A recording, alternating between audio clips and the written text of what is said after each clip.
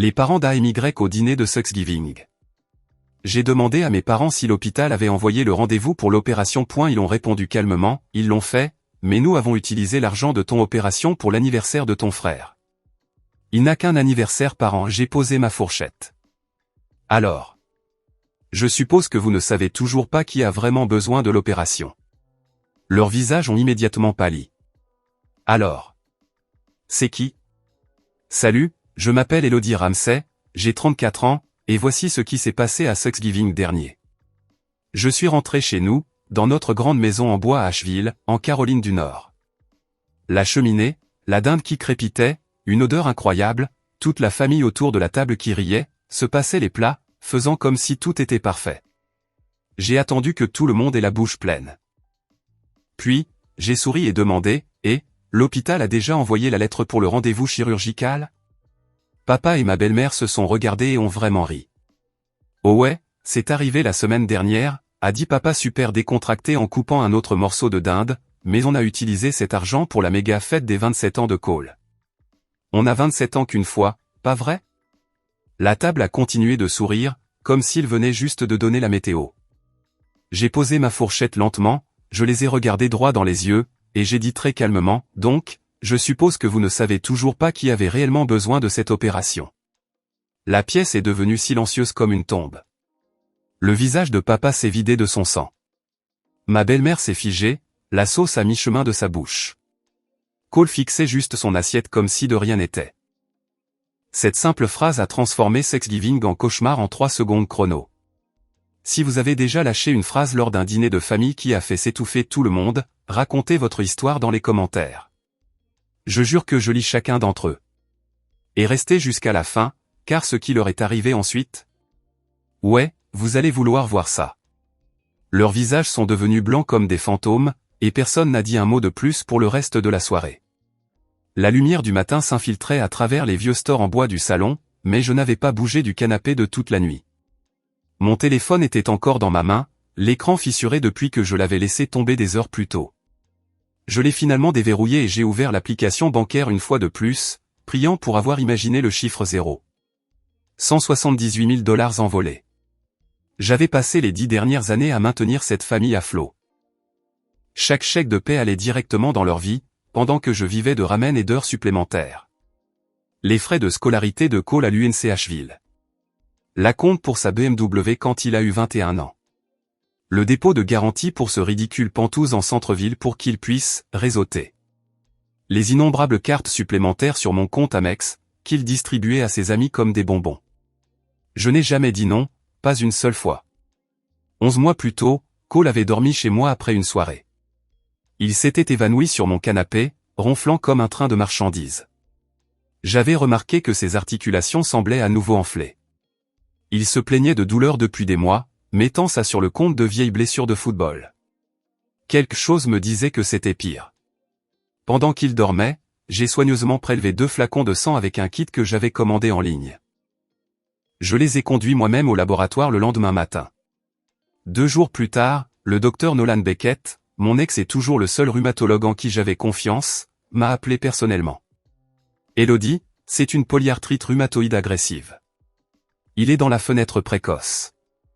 Si on commence les perfusions biologiques dans les 6 à 8 mois, on a 90% de chances d'arrêter les dommages permanents. Une fois cette fenêtre fermée, c'est la déformation à vie et les opioïdes. Je n'ai rien dit à personne. Cole aurait paniqué. Papa l'aurait ignoré. Valérie en aurait fait un drame. Alors, j'ai fait ce que je fais toujours. J'ai réglé le problème discrètement. J'ai créé un trust révocable à mon nom uniquement. Moi comme administratrice, Cole comme bénéficiaire, pour frais médicaux uniquement. J'y ai versé chaque bonus, chaque remboursement d'impôts, chaque vacance annulée.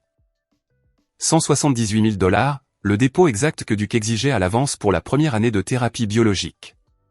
Parce que je voyage parfois pour le travail, j'ai ajouté une seule clause d'urgence en cas de besoin médical immédiat pour Cole. L'un ou l'autre parent pouvait demander un décaissement avec confirmation verbale et un email de suivi de ma part. Je n'aurais jamais pensé qu'ils l'utiliseraient. Ils l'ont fait. La semaine dernière, alors que j'étais coincé à Denver sur un projet, Valérie a appelé mon banquier privé. Elle a utilisé les mots exacts, Elodie est à l'étranger, Cole est en crise, elle m'a autorisé à gérer ça. Puis elle a transféré un email d'une adresse qui ressemblait exactement à la mienne, elodie.corptravel87gmail.com, donnant la permission. Le banquier a vu la clause, a vu l'email, a entendu Valérie pleurer au téléphone, et a débloqué la totalité en un seul virement. Où est allé l'argent? La fête d'anniversaire des 27 ans de Cole. Une location de chalet privé en montagne pour le week-end. Un groupe indé semi-célèbre venu de Nashville par avion. Des feux d'artifice sur mesure au-dessus de Blue Ridge. 300 invités, dont la moitié étaient des influenceurs qui avaient besoin de contenu. Open bar assuré par le chef le plus en vogue d'Asheville. Sculpture de glace, la totale. J'ai ouvert l'Instagram de Cole. Les stories étaient encore là. Lui faisant du surf sur la foule. Lui ouvrant le champagne sur un balcon au lever du soleil. Lui souriant devant une enseigne au néon qui disait « 27 ans et imparable ». Il n'avait aucune idée que l'argent qui illuminait sa soirée était censé l'empêcher de passer le reste de sa vie dans un fauteuil roulant. Je suis resté assise là jusqu'à ce que le soleil soit haut, le téléphone éteint sur mes genoux. Mon petit frère, le même gamin que je portais sur mes épaules quand il avait 5 ans, était sur le point de tout perdre parce que nos propres parents avaient jeté son avenir pour un week-end de like et de feux d'artifice. Pour la première fois en 10 ans, je n'ai pas pleuré. Je n'ai pas crié. J'ai juste senti quelque chose s'éteindre en moi. Et c'est ce matin-là que j'ai décidé qu'il devrait se débrouiller seul. La sonnette a déchiré le silence à 2 heures du matin. Je savais qui c'était avant même d'atteindre la porte. J'ai ouvert et ils étaient là. Papa, Valérie et Cole, tous les trois puant le bourbon de fin de soirée et la rage. Valérie m'a bousculé la première, serrant une épaisse pile de papier comme une arme. Elle n'a pas perdu une seconde en salutation.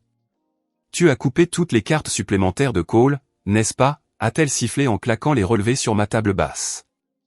Son AMX est refusé partout. Il n'a même pas pu acheter d'essence hier.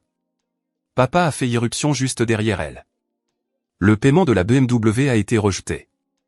La société de saisie a déjà laissé un avis sur le pare-brise. Ils viennent la chercher dans 48 heures. Elodie, 48 heures.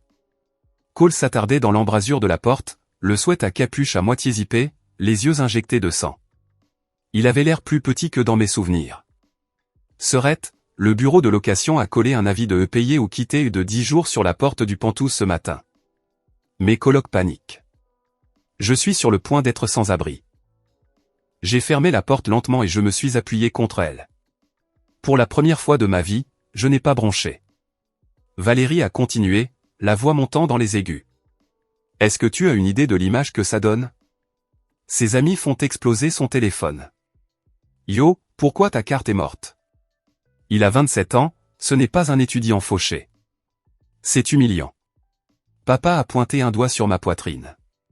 Tu n'as pas le droit de débrancher la prise quand ça te chante. Cette famille fonctionne grâce à ce que tu fournis. Ça a toujours été comme ça. Tu arrêtes, nous arrêtons tous. C'est ça, le deal. Cole est enfin entré, se frottant la nuque. Allez, elle rallume tout simplement. Je te rembourserai quand mon prochain contrat de marque tombera. 2 semaines max, je les ai regardés chacun, l'un après l'autre. 10 ans d'excuses, de culpabilisation et de demandes Venmo d'urgence ont défilé dans ma tête. Les milliers que j'avais virés à 3 heures du matin pour que Cole puisse sauver les apparences. Les vols que j'avais annulés pour couvrir son loyer. Les anniversaires, les Noëls, les remises de diplômes pour lesquelles j'avais travaillé des doubles quarts. J'ai pris une lente inspiration. Non. Le mot a plané dans l'air comme un coup de feu. La bouche de Valérie s'est littéralement ouverte. Qu'est-ce que tu viens de dire?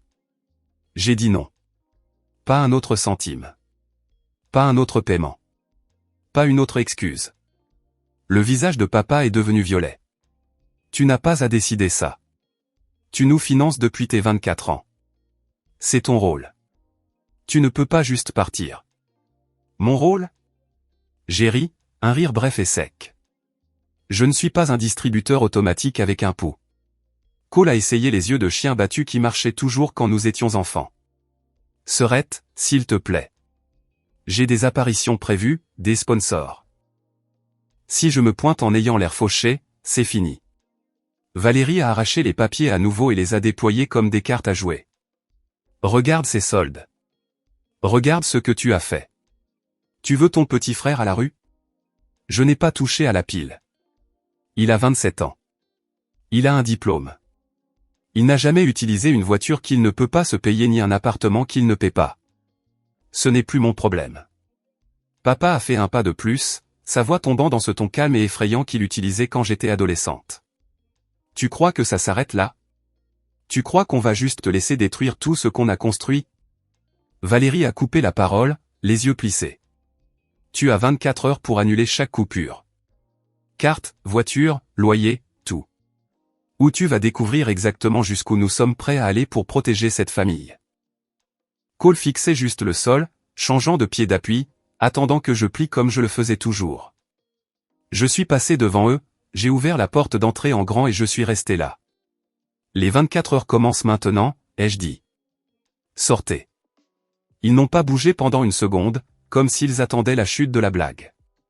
Quand elle n'est pas venue, Valérie a ramassé ses papiers, marmonnant quelque chose de venimeux dans sa barbe. Papa m'a lancé un regard qui aurait pu faire fondre l'acier.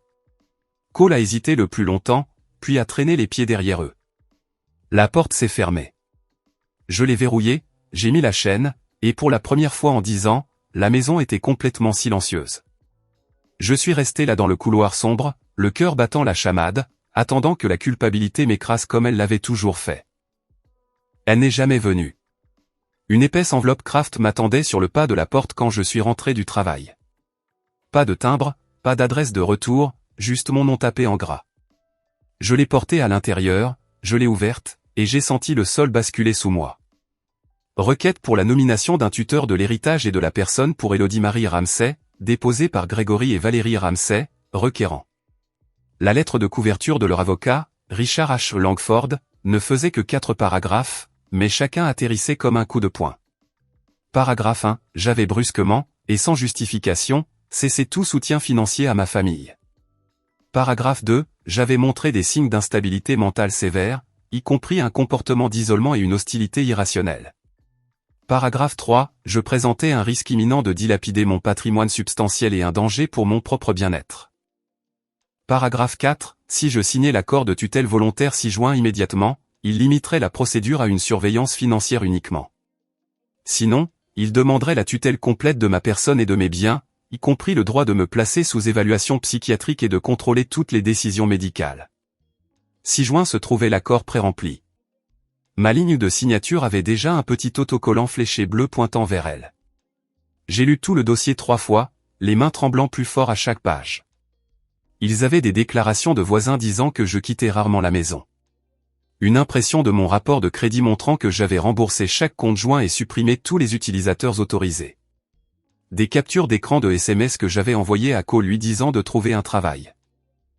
Une note du thérapeute de Valérie, quelqu'un dont je n'avais jamais entendu parler, affirmant qu'elle craignait pour ma sécurité parce que j'étais devenu froide et injoignable. Ils avaient même joint un projet d'ordonnance d'urgence ex parte demandant à un juge de geler tous les comptes à mon nom jusqu'à ce qu'une audience puisse être programmée. J'ai appelé la seule personne que je connaissais qui ne sourcillerait pas face à ça, Claire Donovan, l'avocate que j'avais utilisée une fois pour un contrat de travail. Elle a décroché à la 2e sonnerie. Élodie, ralentis. Envoie-moi tout de suite. 20 minutes plus tard, elle a rappelé. Il dépose le dossier en vertu de l'article 1 du chapitre 35A. La loi de Caroline du Nord permet à la famille de demander la tutelle s'ils peuvent démontrer une incompétence ou un danger imminent. L'accord volontaire est un piège. Si tu signes, tu leur donnes le contrôle total de ton argent et de ta liberté. Si tu te bats, ils pousseront pour une audience d'urgence et demanderont au greffier de nommer un tuteur intérimaire immédiatement, parfois le jour même. Je l'ai vu arriver. À quel point leur dossier est solide en ce moment? Faible. Mais les greffiers accordent des ordonnances intérimaires tout le temps sur des preuves minces, surtout si le requérant pleure au tribunal. Nous devons agir vite. Elle m'a dit de rassembler chaque relevé bancaire, chaque fil de discussion SMS, chaque preuve que j'étais parfaitement compétente et que c'était eux qui avaient vidé un trust médical. Elle m'a aussi dit de m'attendre à ce que les choses deviennent laides. Cette nuit-là, je me suis assise à ma table de cuisine, entourée de dossiers, scannant des documents jusqu'au lever du soleil. Chaque fois que je pensais à signer juste pour que ça s'arrête, j'imaginais qu'en ouvrant une autre bouteille de champagne qu'il n'avait pas payée. Et la nausée passait. Au matin, j'avais un plan. Je n'allais rien signer. Je n'allais pas supplier. Et je n'allais certainement pas les laisser m'enfermer pour continuer à faire couler l'argent. J'ai scellé ma propre enveloppe, plus épaisse que la leur, je l'ai adressée à Richard H. Langford, et je l'ai déposée dans le courrier sortant. À l'intérieur se trouvait une seule feuille, rendez-vous au tribunal. La neige tombait si fort cette nuit-là qu'elle avalait chaque lampadaire d'Asheville. Je venais de me traîner depuis l'épicerie, les bras pleins de sacs, quand j'ai remarqué la lettre recommandée scotchée sur ma porte d'entrée. L'enveloppe provenait du service RH de mon employeur. Mon estomac s'est noué avant même que je ne l'ouvre. À l'intérieur se trouvait une seule feuille, résiliation immédiate de la couverture santé en raison de la détection de multiples réclamations frauduleuses dépassant 47 000 $. Cette facture détaillée était agrafée derrière. Internement psychiatrique d'urgence à l'hôpital Mission, désintoxication en interne dans un centre de réhabilitation à Black Mountain, admission sous surveillance suicide à Broughton, toutes datées des 45 derniers jours. Toutes me listant comme patiente. Toutes complètes avec des signatures électroniques falsifiées qui ressemblaient exactement à la mienne. Je n'avais jamais mis les pieds dans aucun de ces endroits. J'ai appelé l'assureur juste là, sur le porche, la neige trempant mon manteau. Après 43 minutes d'attente, une superviseure a finalement relu les réclamations d'une voix qui ne cessait de se briser. Madame, celles-ci ont été soumises via le portail fournisseur avec votre identifiant de membre, votre date de naissance et une attestation numérique. La loi fédérale nous oblige à suspendre la couverture en attendant l'enquête. J'ai demandé les adresses IP de soumission. Elle les a lues. Chacune d'entre elles remontait à une adresse que je connaissais par cœur, la maison où j'avais grandi. Cette même nuit, juste après 1h30, quelqu'un a commencé à marteler ma porte si fort que le mur a tremblé. Je me suis glissé jusqu'au Judas. 2 voitures de police d'Asheville étaient garées dans l'allée, les gyrophares peignant le blizzard en rouge et bleu. La neige s'engouffrait de côté quand j'ai entrouvert la porte. L'officier la plus proche de moi brossait les flocons de ses épaules. Son badge indiquait Klein. Détective Sarah Klein. Madame, nous avons reçu un appel au 911 d'un membre de la famille déclarant que vous étiez à l'intérieur en train de tenter de vous suicider. L'appelant a signalé avoir entendu des cris et du verre brisé. Nous devons entrer et confirmer visuellement que vous allez bien. Mes dents ont commencé à claquer, et pas à cause du froid. Je suis seul, ai-je réussi à dire. Je dormais.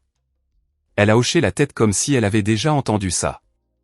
La politique exige une vérification de bien-être quand le signalement est aussi détaillé. Ça ne prendra qu'une minute. Je me suis écarté. 2 officiers ont traversé la maison. Des bottes rapides laissant des empreintes humides sur le parquet. Ils ont ouvert chaque placard, vérifié sous le lit, éclairé la douche avec des lampes torchées, ont même tiré les tiroirs de la salle de bain à la recherche de boîtes de pilules. L'un d'eux a contacté la radio, sujet localisé conscient, pas de blessures visibles, pas d'armes, pas de signe d'automutilation. Le détective Klein m'a tendu un formulaire de refus de transport médical à signer. Ma signature est sortie tremblante. Alors qu'il se tournait pour partir, elle s'est arrêtée sur le seuil, la neige tourbillonnant autour de son chapeau. Vous voulez me dire qui vous en veut à ce point? J'ai ri une fois, un son qui a fait mal en sortant. Mes parents. Elle n'a pas scié. On reçoit beaucoup de ces appels. La plupart ne sont pas réels. Elle m'a tendu sa carte. La prochaine fois qu'ils font ce coup-là, appelez-moi directement. Je m'assurerai que les officiers qui interviennent connaissent l'historique. Après la disparition des feux arrière, je suis resté dans l'embrasure de la porte ouverte, laissant la tempête entrer jusqu'à ce que mes doigts soient engourdis. Puis j'ai fermé la porte, tiré chaque verrou et traîné une chaise sous la poignée par mesure de sécurité. J'ai ouvert le portail de l'assurance sur mon ordinateur portable et j'ai regardé mon plan platine viré au rouge, annulé, enquête pour fraude. 47 000 $ de fausses réclamations. Un coup de fil à 1h30 du matin avec des flics débarquant dans la neige. Ils ne faisaient même plus semblant d'être subtils. Je me suis recroquevillé sur le canapé, portant toujours mon manteau mouillé, mes bottes goûtant sur le tapis. La maison était silencieuse, à l'exception du vent faisant cliqueter les vieilles fenêtres. Pour la première fois depuis que je les avais coupées, la solitude absolue de la situation s'est abattue sur moi comme une avalanche. Personne n'allait venir me sauver. Personne ne croyait même que j'avais besoin d'être sauvé. Je suis resté sur ce canapé jusqu'à ce que le ciel dehors prenne la couleur de l'eau de vaisselle, serrant la carte du détective Klein si fort qu'elle a laissé des marques dans ma paume. Un huissier de justice dans un costume gris froissé m'a attrapé sur le parking d'Ingle par un après-midi chaud d'avril, le genre de jour où les montagnes semblent assez proches pour être touchées. Il s'est mis juste devant mon chariot et m'a tendu une épaisse enveloppe blanche avec le sceau rouge du comté de Buncombe déjà brisé par le vent. Je savais ce que c'était avant même de voir l'entête. Assignation concernant la tutelle d'Élodie-Marie Ramsay. Audience le 28 avril, 9h. Salle d'audience 2B, tribunal du comté de Buncombe. Greffière de la Cour supérieure, Margaret Ellison, présidente. Je me suis appuyé contre ma voiture et j'ai lu chaque page juste là, au soleil. 11 témoins. Dr Marcus Tran, psychiatre certifié, affirmant m'avoir traité pour une crise psychotique aiguë avec hallucination impérative suicidaire. Lisa Chen, travailleuse sociale, alléguant 3 visites à domicile inopinées où j'avais refusé l'entrée et menacé de m'automutiler. 3 anciens collègues d'un travail que j'avais quitté il y a 5 ans, jurant que j'avais commencé à amasser des médicaments et à exprimer de la paranoïa au sujet de ma famille. 2 voisins de rue où je n'avais jamais habité décrivant un comportement erratique, y compris décrit la nuit. Une barista de la librairie Malaproès disant que je m'étais effondré dans le café, sanglotant que je voulais en finir. Chaque déclaration sous serment était notariée à la même date exacte. Chacune d'elles me dépeignait comme une bombe à retardement qui avait irresponsablement coupé tout soutien financier à des membres de la famille dépendants, mettant ainsi en danger à la fois elle-même et les autres. La demande de réparation demandait à la greffière Ellison de me déclarer incompétente, de nommer Grégory et Valérie Ramsay tuteurs conjoints de ma personne et de mes biens, et d'accorder des pouvoirs d'urgence immédiats pour geler chaque compte, révoquer mon permis de conduire et me placer en garde à vue protectrice en attendant le jugement complet. J'ai conduit directement au bureau de Claire Donovan, fenêtre baissée, l'enveloppe claquant sur le siège passager comme un oiseau piégé. Claire a étalé les papiers sur sa table de conférence et a commencé à les marquer avec différents surligneurs colorés. Jaune pour les mensonges, rose pour le parjure, orange pour les crimes. 11 déclarations sous serment déposées à 4 jours d'intervalle, a-t-elle dit d'une voix basse. Ce n'est pas une coïncidence. C'est un orchestre payé. Regarde le notaire, la même femme sur chacune d'elles. Et 3 de ces témoins ont utilisé exactement la même formulation, le sujet a déclaré qu'elle préférerait mourir plutôt que de continuer à soutenir sa famille. Mot pour mot. Elle a ouvert le manuel des greffiers de Caroline du Nord sur son ordinateur portable. Les audiences de tutelle sont des procès sans jury. Margaret Ellison décide de tout ce matin-là. Si elle croit même 30% de ses ordures, elle peut signer une ordonnance sur le champ et tu perds ta liberté avant le déjeuner. J'ai fixé la liste des témoins jusqu'à ce que les noms deviennent flous. Comment ont-tu ça? On ne fait pas que le tuer, a dit Claire en glissant une épaisse contre-motion sur la table. On l'enterre. Elle avait déjà assigné à comparaître les registres du notaire, les images de sécurité du café, les dossiers RH de mon employeur prouvant que j'étais au travail à chaque date où j'étais censé m'être effondré. Elle avait des déclarations de 2 des 11 témoins qui avaient déjà craqué sous la pression des détectives et admis avoir été payés $500 chacun pour signer ce qu'on leur mettait sous le nez. Plus important encore, elle avait verrouillé le docteur Nolan Beckett. Il témoignera en direct, a dit Claire. Divulgation médicale complète du diagnostic de Cole. La fenêtre de traitement manquée. Les documents de trust falsifiés. La facture des feux d'artifice. Tout sous serment en audience publique. Pour la première fois, tes parents entendront la vérité de quelqu'un qui n'est pas toi. J'ai passé les 3 semaines suivantes à vivre dans des boîtes de documents. J'ai imprimé chaque relevé bancaire, chaque SMS, chaque email. Je me suis entraîné à répondre aux questions jusqu'à ce que ma voix cesse de trembler. J'ai marché dans les couloirs du tribunal la nuit, quand personne n'était là, juste pour mémoriser le chemin du détecteur de métaux à la salle d'audience 2B. Le matin du 28 avril, les cornouillers fleurissaient roses contre les murs de pierre. Je portais le tailleur bleu marine que j'avais acheté pour mon premier vrai entretien d'embauche à 24 ans, celui dont j'avais juré ne plus jamais avoir besoin. À l'intérieur de la salle d'audience, l'air sentait le cirage au citron et la peur. Papa et Valérie étaient assis à la table des requérants dans des vêtements que je n'avais jamais vus, semblant plus petits que dans mes souvenirs. Langford n'arrêtait pas d'ajuster sa cravate comme si elle l'étouffait. Cole était assis directement derrière eux, capuche sur la tête, faisant défiler TikTok sans le son, traitant toujours toute l'affaire comme un rendez-vous chez le dentiste auquel il était forcé d'assister. La greffière Margaret Ellison est entrée à 9h pile. Elle était plus jeune que sur les photos, pommettes saillantes, des yeux qui ne rataient rien. Langford s'est levé le premier. Votre honneur, c'est le cas tragique d'une fille en crise. Claire était déjà debout. Votre honneur, c'est une tentative calculée de vol financier par le biais d'une tutelle instrumentalisée. Nous demandons le rejet immédiat et un renvoi au pénal. Le regard d'Ellison a glissé vers la liste des témoins, puis vers moi. Appelez votre premier témoin, maître Donovan. Claire a souri, un sourire petit et létal. La partie défenderesse appelle le docteur Nolan Beckett. La porte latérale s'est ouverte et tout ce qu'ils avaient construit a commencé à brûler. La pluie martelait le toit du tribunal comme si elle voulait entrer. J'étais assise à la table de la défense, les doigts glacés autour d'un bloc-notes légal. De l'autre côté de l'allée, papa et Valérie gardaient la tête haute, chuchotant à Langford. Cole s'avachissait au premier rang de la galerie, capuche sur la tête, écouteurs, traitant toujours cela comme un inconvénient. La greffière Margaret Ellison est entrée et a pris place. La salle est devenue silencieuse, à l'exception de la tempête dehors. Langford s'est levé le premier, la voix sirupeuse d'inquiétude. Votre honneur, nous essayons seulement de sauver notre fille d'elle-même. Claire s'est levée à côté de moi. Votre honneur, les requérants tentent de prendre le contrôle de la vie et des biens de ma cliente par la fraude et le parjure. Nous demandons le rejet immédiat et un renvoi au pénal. Les yeux d'Ellison se sont plissés. L'avocat a listé un témoin supplémentaire. Dr Nolan Beckett. Appelez-le.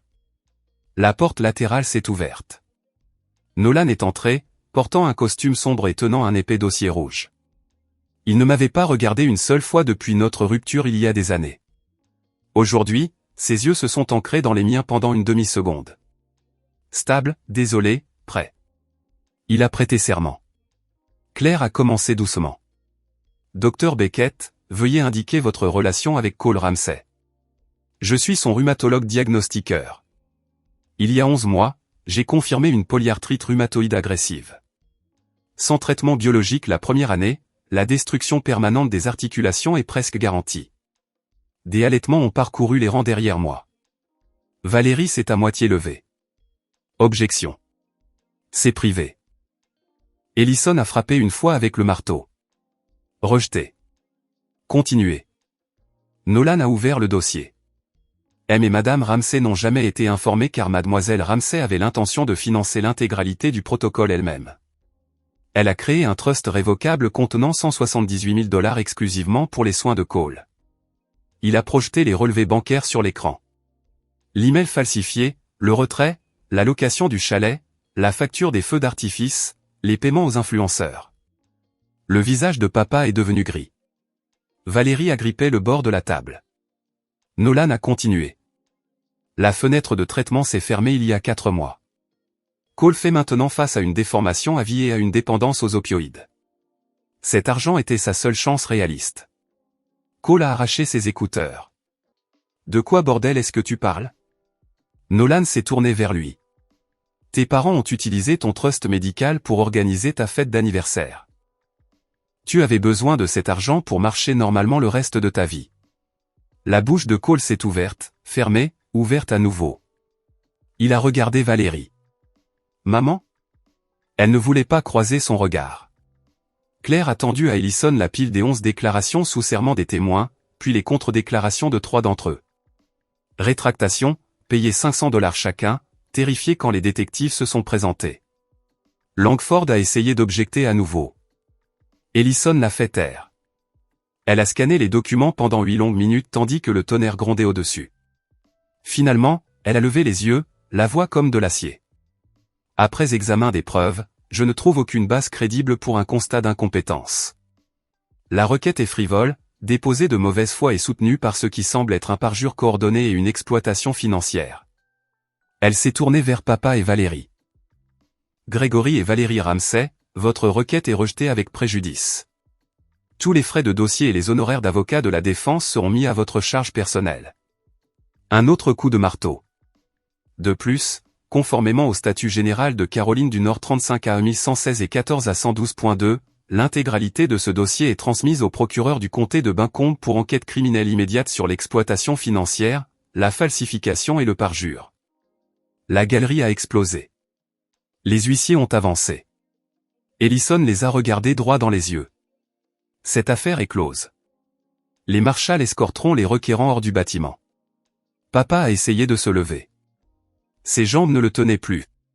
Valérie pleurait ouvertement. Cole restait juste figé, fixant la facture projetée des feux d'artifice qui lui avaient coûté ses articulations. Nolan est descendu de la barre des témoins, m'a fait le plus petit des hochements de tête, et est sorti. Je suis resté assise jusqu'à ce que la salle se vide, la pluie martelant toujours les fenêtres, laissant les mots s'imprégner. Ils avaient perdu, et pour la première fois en un an, je pouvais respirer.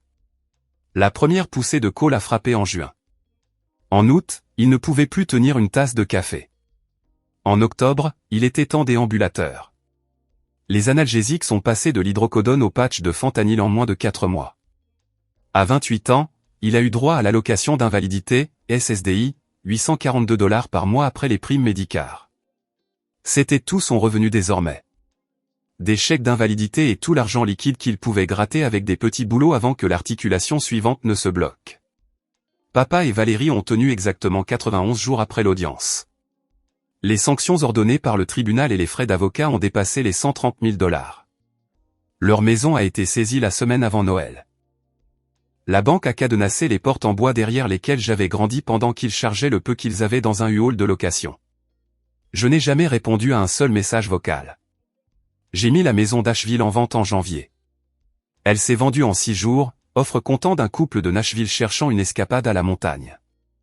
J'ai remboursé le reste de mes propres prêts étudiants, fermé chaque compte joint qui portait encore mon nom, et acheté un billet aller simple.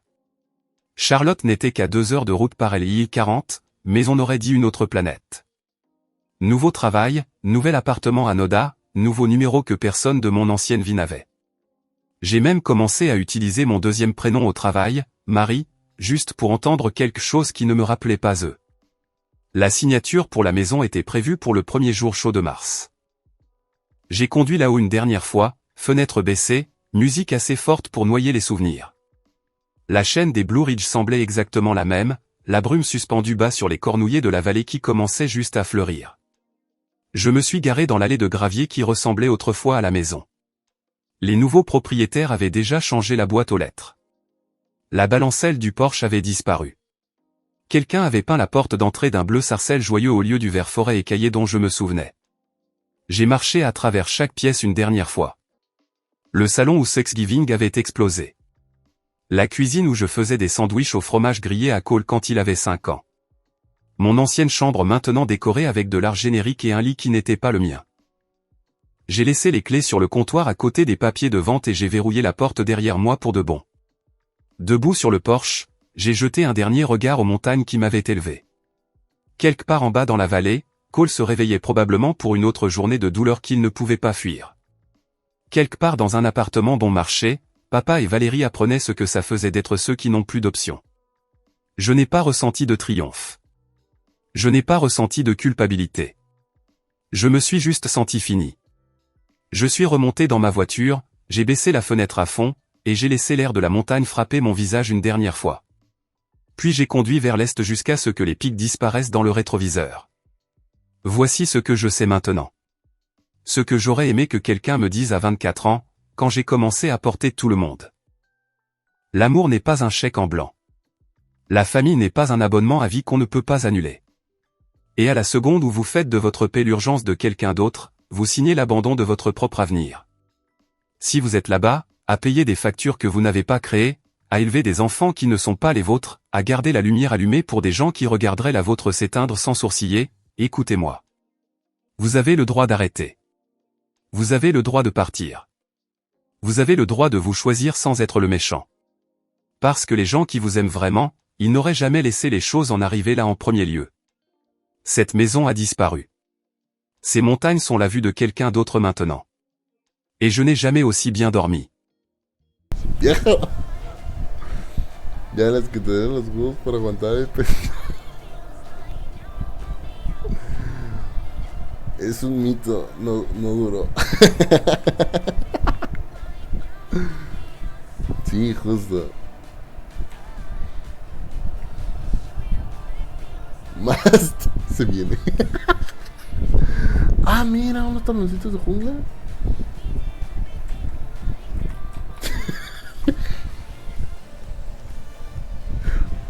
Me vine.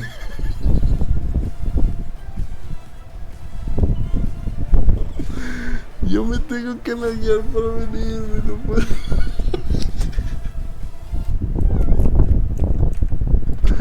Fucking share, amigos.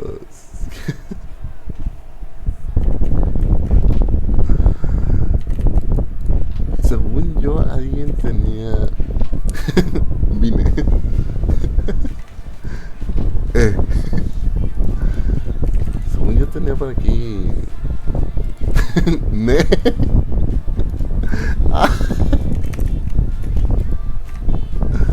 Según yo por aquí tenía ahí en la jungla. Joaquín que bajo miedo dice. A ver, ¿cómo lo dice? Joaquín se ahorca, se desmaya y luego despierta para seguirle dando. Fuck, ¿neta, Joaquín?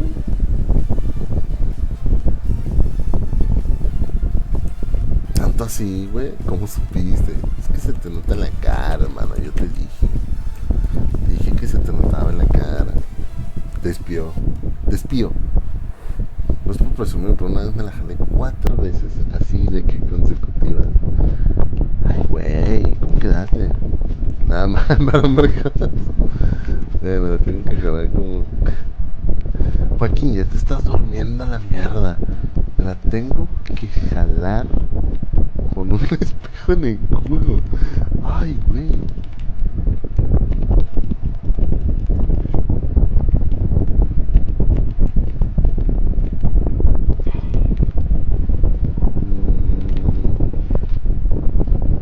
Un culero aquí debe tener.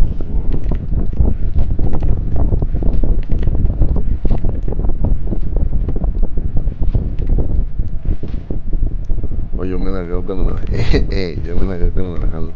He leído fetiches raros y luego está Joaquín haciendo un libro nuevo. Hablando de fetiches raros, aquí le acabo de ver algo que le va a gustar. Lo voy a hacer, lo voy a hacer. Creo que sí trae los materiales.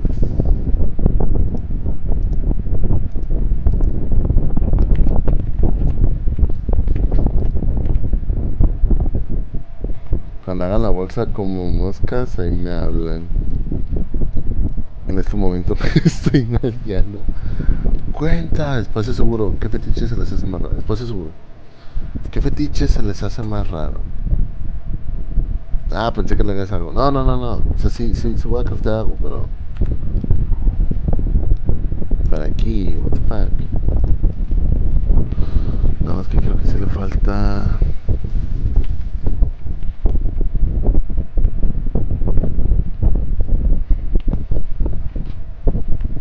Dice, pensé que le hagas. ¿Cuál es su fetiche? Las patas, esa madre la encuentro lógica. ¿Verdaderamente? O a la necrofilia. No, a la necrofilia es entendible. Las patas, güey, qué pedo. Hacer una ruta. Fuck, qué fuerte. Oh, fuck. Qué buena pregunta.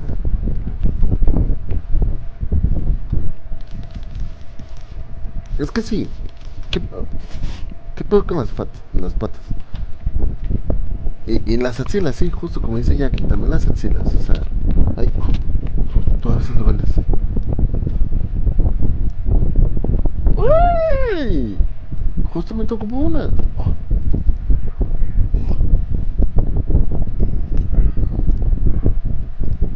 yes.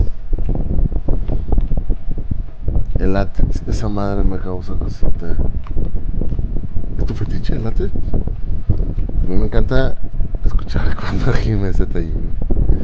Cualquiera. Sí, sí. Sorpréndeme. Espera, ¿qué es la coprofilia? Ese sí no me la